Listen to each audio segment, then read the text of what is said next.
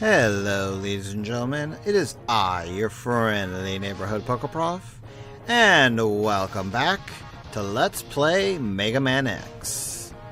When we last left off, we had defeated the mighty Storm Eagle, and we are now going over and fighting Flame Mammoth. The reason I decided to do Flame Mammoth over Armored Armadillo was for one real reason. Flame Mammoth holds the next power-up to our body, in particular, the Buster power-up. And this also gives me a chance to show off, well, the fact that we actually have an effect happening on the world. As I said earlier when I first started this Let's Play, there are bosses that when you defeat them will actually have adverse effects on other stages. This is one of them, with Spark Mandrill and Sting Chameleon being the other. I think I've said that already. If I did, I'm sorry. But anyway, as you can see, the stage is frozen over. And there's just a lot of things that are easier to get now with them and stuff that is not. Matter of fact, that right over here is where we're going to be needing to go for our arm power-up. If I can get there. I will most likely be cutting this out because otherwise we're going to be here for a little while. So I'll see you guys once I actually get it. Oh wow. I guess not. Come on. Don't fall. Don't fall, Mega Man. Don't fall. This is one of the stupid bits right here. Oh, there we go. Yes, you can screw that up kind of easily, so be careful. But with this, we can now increase the capabilities of your X-Buster. And when he says all types of weapons, he actually means it. Because you'll see it.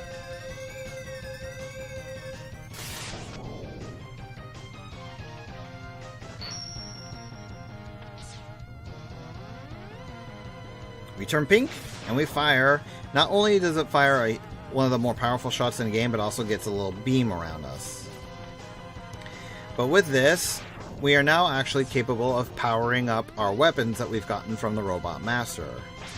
Chill Penguin gives us a little penguin to ride. Storm Eagle turns, if I would actually do it correctly, into a giant tornado. And we get a giant wall of electricity from Spark Mandrill. Despite how useful this can be, I really never use it that much. It's like, for me, the amount of power you actually get from them is too little in comparison to just being able to blast these guys in the face. Now, while we're down here, we'll get another heart power-up. So I think that's our second or our third, I want to say. It's like, unfortunately, unlike later Mega Man X games, I think it's either 2 or 3 that does this, but they'll actually mark which stages you actually have completed to 100% and gotten all the items in. This game does not do that, unfortunately, so I'm gonna have to go here by memory, or just rewatching what I've gone and played through before.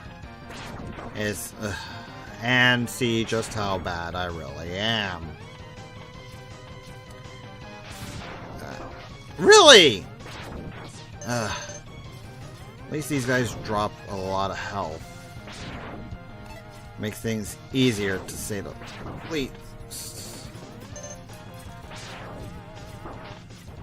I really hate these enemies. I really, really do. There we go. Oh.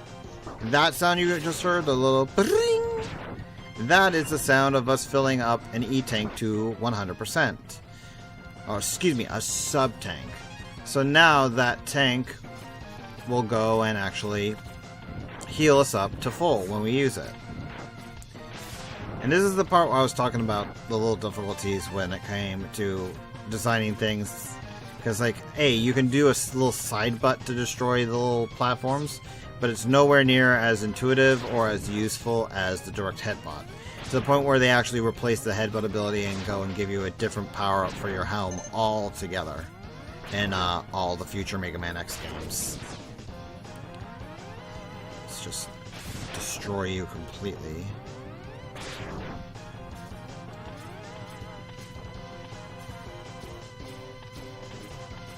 And going up here, we're actually already getting past the halfway point when it comes to this game. Those things are not a one-hit kill, but yeah. It's like I used to think of them as a one-hit kill because usually when it comes to things coming down to crush your character in most other games, you're either in a game that you don't have a health bar like Mega Man here does, or you're in a game that is mean and will like to one-hit kill you regardless for that. Honestly, I don't think there's any one-hit kill in this game, or any other Mega Man game for that matter, that's not spikes. It's like there's very few abilities that will actually one-shot you. With that said, we're already at frickin' Flame Mammoth here. Now, Flame Mammoth is actually interesting for two reasons. Because he actually, believe it or not, has two different weaknesses. I'll show you the first, and I'll tell you about the second. So the first real weakness he has here is Storm Eagle's attack. It'll actually do double the damage. Takes off a nice bit of his health bar. But the other weakness that he has, I might actually need to use that health container. Yeah, I'm going to use it. The other weakness he has is Boomerang Koanger's weapon, which we haven't seen just yet because we haven't fought Boomer yet. But what makes Koanger's weapon so interesting is that this is actually not the only enemy it's useful against. It's actually useful against one other, which I'll show when we get to him. But it makes it for really interesting because, I said it so many times now, because you wouldn't think, because ever since Mega Man 2, Capcom has done really good to try and avoid giving one weapon multiple enemies it can defeat. And yet here, they do something different. And the weapon doesn't actually do that much damage to Flame Mammoth or the other boss that it will do damage to. Matter of fact, I think it's actually the weakest weapon you can use against Flame Mammoth. But what it does, it actually takes away Flame Mammoth's trunk, so it makes him much more weaker. You actually don't have to worry about his little nose hawking loogies at you to light you on fire with. But with that said, let's move on to the actual boss you should take after Spark Mandrill and fight Armored Armadillo. Probably one of the more irritating enemies in the game, if only for two reasons. One, because he actually has a secret in this stage that you cannot access until you've 100% cleared the game. The other reason is simply the fact that even with his weakness, he's a bit of an irritant to defeat. I'll show you when we get to him. And out of all the bosses in the game, he's probably the most difficult boss to go and do a Buster only run on. Let's go ahead. Oh yeah, that's Flame Mammoth's special ability when you charge it up. Makes these guys really easy because they're a bit of a bear to fight otherwise. Frickin' Met bots are just giving me hell today. Come on, there we go. Really? Oh, insta-death spikes. Talk about insta-death earlier, and there we are.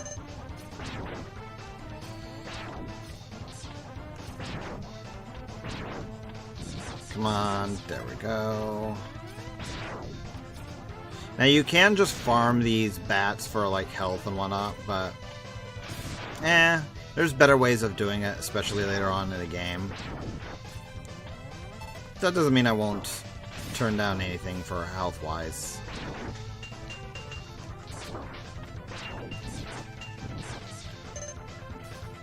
Honestly, one of the things I kind of wish they would have done is made a way to really easily kill the Mets. Because even in this game, the Met enemies just will take anything you throw at them. There's like no real power-up off the top of my head that I know of that will go and allow you to take care of them. At least in one shot. Ooh, slow down. I never understood why that particular enemy slows you down. You know, but the reason we did that, because if you actually let him go and destroy all the stone here, it'll make it impossible to get to that health container. I think we're almost done with Armored Armadillo stages in general. Yeah, we're actually almost done. I forgot how fast some of these Mega Man stages are. I remember it being a short game. It's one of the reasons I'm Let's Playing it is because I wanted a bit of a quick game to enjoy with everyone, but I forgot just how fast it is. Jeez. With that said, let's equip ourselves with Spark Mandrill's power and fight Armored Armadillo.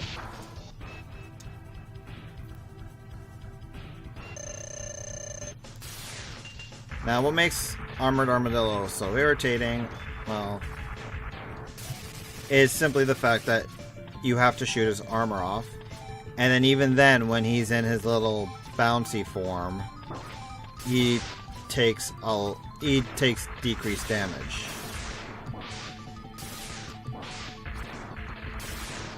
So it's like, no matter what you do, he's still going to be shooting you.